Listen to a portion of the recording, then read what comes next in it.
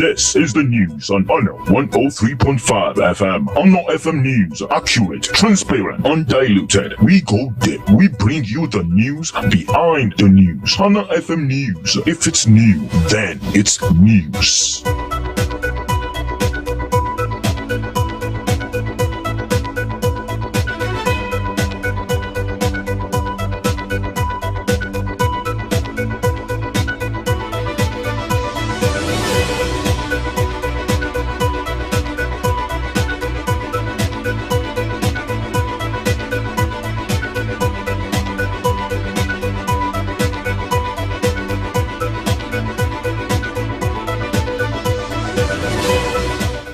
A very good afternoon to you. Welcome to the World News on Honor 103.5 FM. I am Seun Oyelowo. First, the headlines.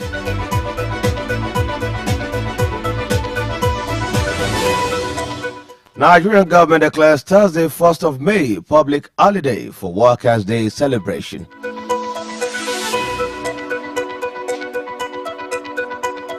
Kwara Health Board says only 89 doctors left in government hospitals amid Japa crisis.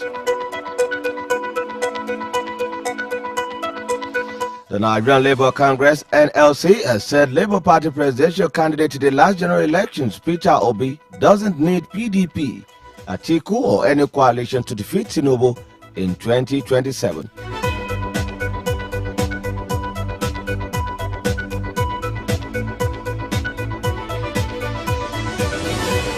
Former Vice President Alhaji Atiku Abubakar declares no intention to leave the PDP, says he has no grudge over a coerced defection. On the African scene, Southern African Development Community (SADC) begins withdrawal of its peacekeeping forces from DR Congo.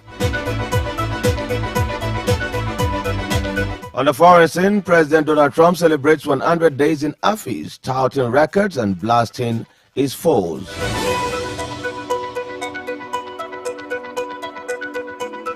Benjamin Netanyahu's wife, Sarah, says fewer than 24 hostages are still alive in Gaza.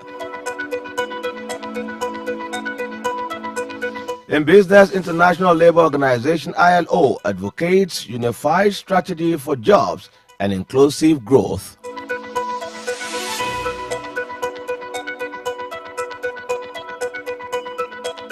In entertainment, alleged Naira abuse, EFCC releases e-money. And in sports, Dembele gives a PSG advantage over Arsenal in semi-final first leg in the UEFA Champions League.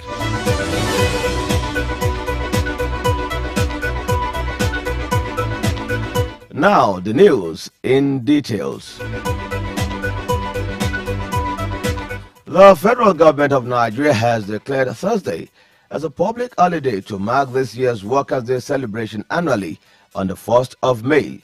The Minister of Interior, Olubunmi Tunji-Ojo, announced the holiday in a statement issued on Tuesday. Tunji-Ojo hailed Nigerian workers for their diligence and sacrifices, recognizing their efforts and contributions to the country's internal and external growth. The minister reiterated the need for peace to drive industrialization and economic growth and urged workers to imbibe the culture of innovation and productivity.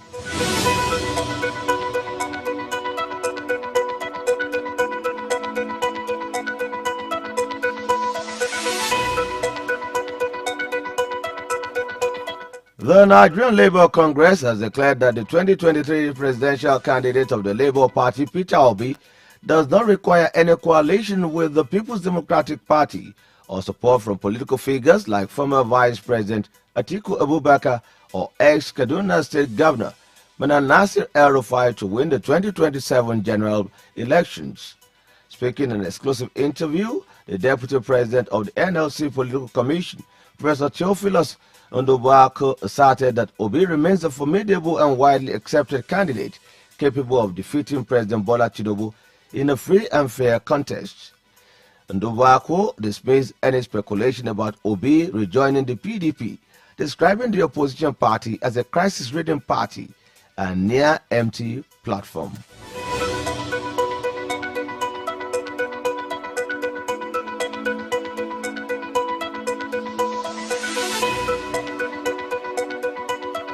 Meanwhile, former Vice President Alhaji Atiku Abubakar says he is not bothered by the defection of his running mate in the 2023 presidential election, Ifeanyi Okowa, to the ruling All Progressives Congress (APC), stating that he is not leaving the People's Democratic Party (PDP).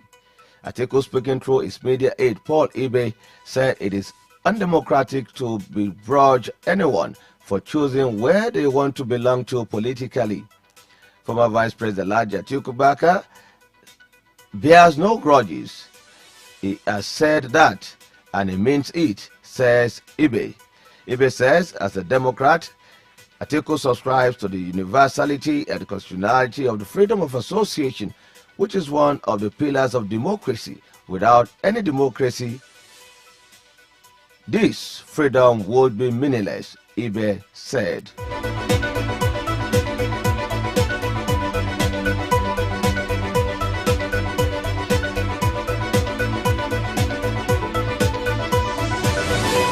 The Kwara State government has, within the first quarter of this year, spent 1.5 billion naira to relieve the less privileged citizens of hardship and promote economic activities in the state.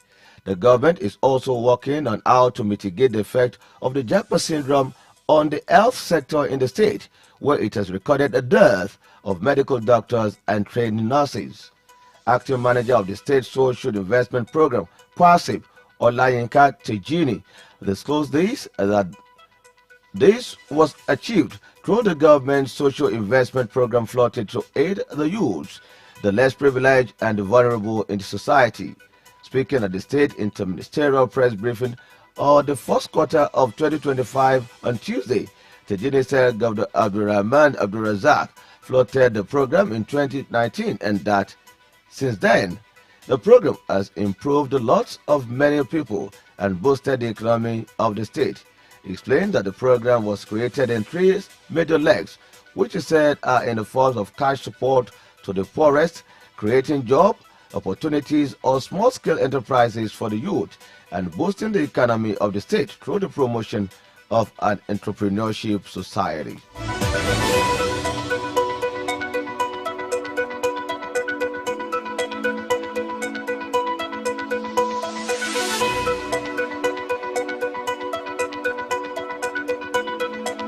On the Africans in the Southern African Development Community (SADC) began on Tuesday with the withdrawal of its peacekeeping forces from the eastern region of the Democratic Republic of Congo through Rwanda.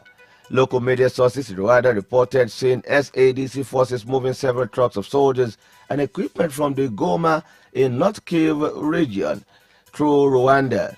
Reports indicated that the convoy will travel to Chato in northwestern Tanzania before repatriation to various countries. Rwanda has agreed in April to give safe passage to the SADC forces. The forces of several thousand peacekeepers troops from South Africa, Malawi, and Tanzania have been sent to eastern Congo by the SADC in 2023 to eastern Congo to help the Congolese government pacify a mineral-rich region plagued by various insurgencies.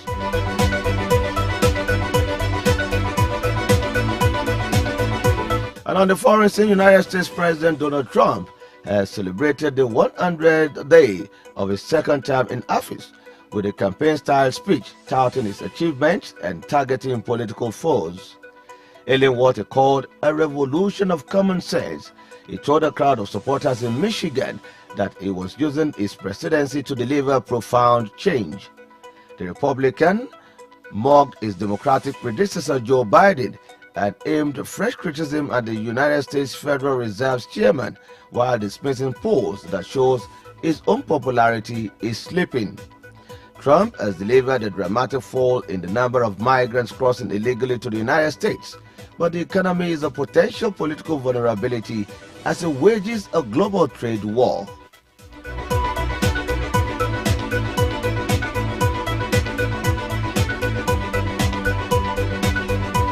Israeli Prime Minister Benjamin Netanyahu's wife, Sarah, has been overheard on a microphone saying that fewer than 24 hostages are still alive in Gaza, outraging hostages' family who demanded to know what the government knows about the fate of their loved ones.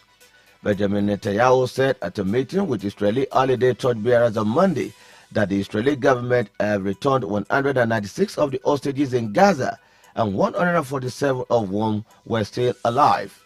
He said there are up to 24 still living, but Sarah Netanyahu interrupted quietly, who was seated beside her husband, saying that fewer than 24 are alive, with Benjamin Netanyahu thereby apologizing and admitting that up to 24 hostages were not alive, but he promised to return them all home, dead or alive. There are currently 59 hostages remaining in Gaza. Israel has publicly said in recent weeks that it believes up to 24 of those are still alive. The short exchange appears to be an indication that the Israeli government may have information that some of the 24 hostages may have died.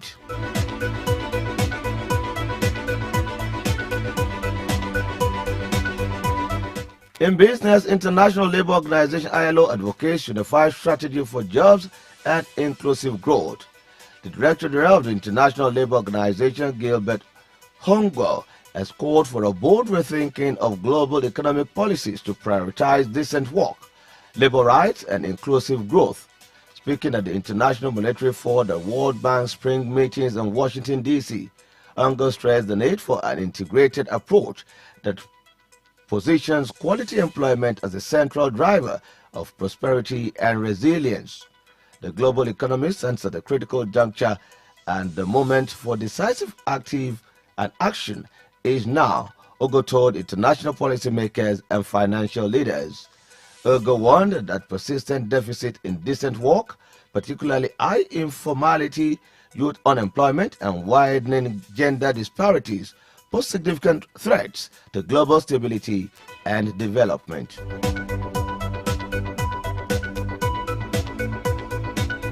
And in entertainment, popular Lagos socialite and businessman Emeka Okonkwo, better known as E-Money, was released on Tuesday evening following hours of interrogation by operatives of the Economic and Financial Crimes Commission (EFCC) over alleged abuse of the Nigerian currency and defacing of the foreign notes. E-Money was arrested on Monday night at his residence in the Omole area of Lagos and subsequently transported to the EFCC headquarters in Abuja. According to agency forces, the arrest stemmed from allegation that he publicly sprayed United States dollars in a manner that contravened the Foreign Exchange Act.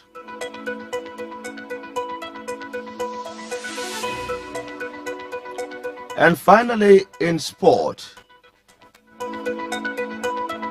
Arsenal FC have been beaten by Paris Saint-Germain in the first leg of the Champions League semi-final encounter.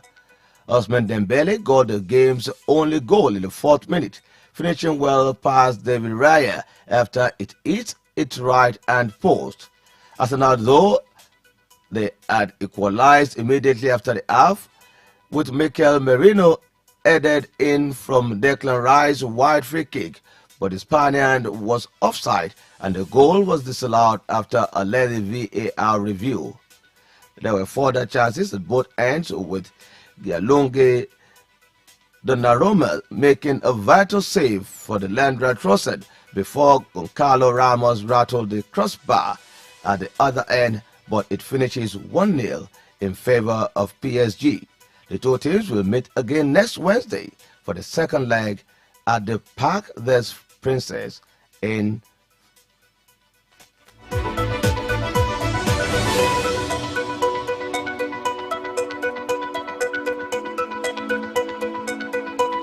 And that was the world news as edited by Adedamola Saka. I am